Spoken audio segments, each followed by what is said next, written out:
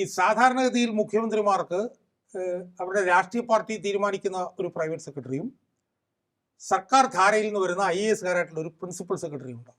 അങ്ങനെ രണ്ടുപേരാണ് ഏറ്റവും പ്രധാനപ്പെട്ട ഉന്നതമായിട്ടുള്ള സ്ഥാനത്തിരിക്കുന്നത്. ഒരാൾ പാർട്ടിയിൽ നിന്ന്, ഒരാൾ സർക്കാർ സർവീസിൽ.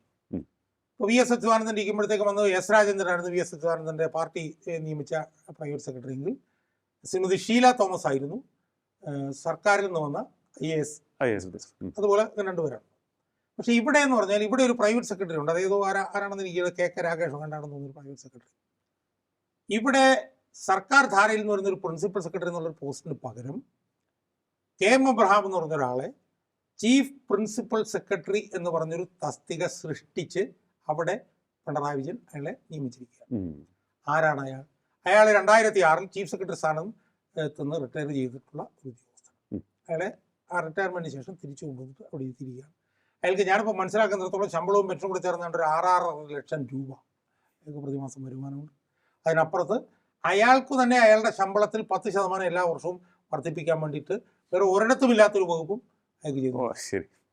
അയാൾ എഴുതുകയാണ് എൻ്റെ ശമ്പളം 10% കൂടുന്നത്. അങ്ങനെ 6.5 ലക്ഷം രൂപ വരുമാനത്തിലിരിക്കും. അയാൾ ചീഫ് പ്രിൻസിപ്പൽ സെക്രട്ടറി എന്നുള്ള നിലയിൽ ഉള്ള അയാളുടെ അവകാശാധികാരങ്ങൾ